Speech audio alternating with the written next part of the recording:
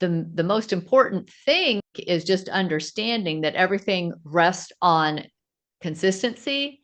And so consistency, right before consistency, is trust. So to get our kids to trust, to open up again, is going to require our consistency in aligning with these higher qualities of ourselves. Everything that we do, as far as we talked about this a lot last time, as far as reaching out, because love sets all things free, that means regardless of what we do, there's no expectation of it, because love is now the fuel that is allowing us to do these things and reach out.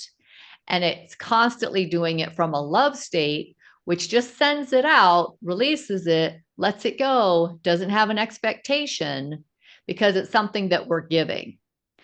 It's like if you've ever given a gift to someone and they didn't say thank you, or they didn't seem to appreciate it, and you're kind of sitting there going, well, they didn't even say thank you. Like, I just gave you a gift. Like, can't you at least say thank you?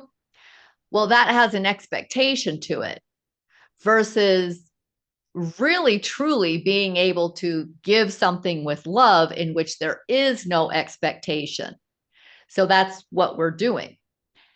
Now, this is so as you do things to reach out, okay, and it's not going to take one thing. It is not, because there needs to be that timeline of consistency. Okay, mine was a year at least, in which I had a series of events of things that I did over the course of the year. And I think even before that, I started sending, and we had a conversation on this, is what promoted this. I started sending like a bunch of emails or text messages, and I believed we were blocked. I know I was blocked. But the reason I sent those is because when she unblocked me the day that came, I wanted her to know that I was always thinking about her and sending her messages. But the day she unblocked me, I'm sure it came as just like a bombardment. And that was kind of my intention. But it also gave me practice, because I was allowed to like send things knowing I wasn't getting a response. And I really believe that created that momentum, that motivation that just said, okay, you can send this. You could say, hey, remember this memory? Remember when this happened? And of course, there's just dead silence on all of these things for months. But let's say that all of you are not blocked and you know how to reach out to your kids. Mimi, your case is going to be a little bit different. So hold that one just 1 second. Well, maybe not. Let's talk about it. When we send something out and we don't get a response and we sink down, there's something in us that needs healed, because it's a rejection that now had nothing to do with them, because you were just met with silence. So now that is a signal that there is a wound there, and that needs to be addressed. You want to keep practicing this, understanding that you might have to keep going back to be like, oh, I really had an expectation. I really wanted something. I really needed something. And that doesn't come. And now you find yourself sinking back in. So that just signals there's a wound. Again, has nothing to do with the kids. It's just being activated. It's like that Band-Aid just got torn off again. Okay, then that means the wound wasn't completely healed. That means there's something else there. Okay, so there's potential for still wounding that needs to be addressed while you're creating the momentum. Okay, being consistent with who you are. You're still saying, okay, who am I? You're still trying. I mean, this is a lot in this section to really figure out.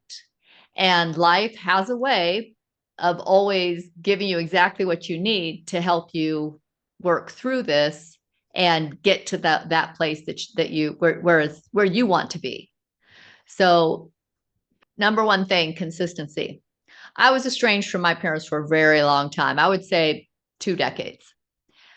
I was probably in my late 40s, no, my late 30s, when my dad just randomly started calling me every Sunday morning. Same time, every Sunday morning, my phone would ring. It was my dad. I mean, we're talking, I had not talked to this man in years, decades. And now I'm in my late 30s. Yeah, because my kids were still relatively young then. So I'm in my late 30s. I got a phone call and I pretty sure I didn't answer it the first 3, 4 times. Just kept letting it go to voicemail because it was just like, what does he want? I haven't talked to him in years. And I just kept letting it go to voicemail. Okay, so there's an example of just like all of a sudden this inconsistent parent just decides to come back into my life and show up on his timeline, what was good for him, when I was like, where is this coming from? And it never would have occurred to me again, because of as young as I was, it would never have occurred to me, is something wrong? Does he need help? Does he have a help? Would have never occurred to me at that age. 10 years later, yes, but at that age, that never occurred to me. So just keep that in the back of your mind. But he had consistency. So after, I don't know, the fourth, the fifth time of getting that Sunday morning call, I finally picked up. And it was awkward. And hey, kiddo, what's going on? Just like that's something we always did. And I was like, nothing, waiting for the punchline, kind of. Never came. We kind of had a very awkward conversation about the weather. We always did. Okay, that's all for now. And that was it until the next Sunday morning and the next Sunday morning. I got that phone call every single Sunday morning for the rest of his life. Okay. And it took me weeks to initially even pick it up. That call never deviated off our usual awkward conversation from about the weather. Never. Never. Occasionally he would say, how are the girls? I always sent Christmas cards. At that point, once we started talking, I started sending him Christmas cards. And then, I always had my kids and my dog in my Christmas card. So from then he would say, and how's that bar killer doing? I had a mini dachshund that was this big. So that's why he would ask about my kids and my dog, because that's all he knew that was in my life. I would just say, fine. I mean, there were never any details or anything else because it was still a very awkward conversation. So just keeping that in mind. And when I think about that today, I think I appreciate that he did that. And had he been really angry and caught, and it was very easy for him to do, he wasn't a very happy person and he smoked and drank a lot. He was in misery. So had he not done that, I really would never have known him at all later in life. And I would have not ever been the one to go and take care of him. He would have just died and I would have never known. Not that I was still angry or anything else, but I just would have never known. So Sue is absolutely right. We do need to be the ones that reach out to them and say, I'm here. And then whatever that would look like for you in your scenario with your kids, whatever you want that to be. And you might have to spend some time thinking about this.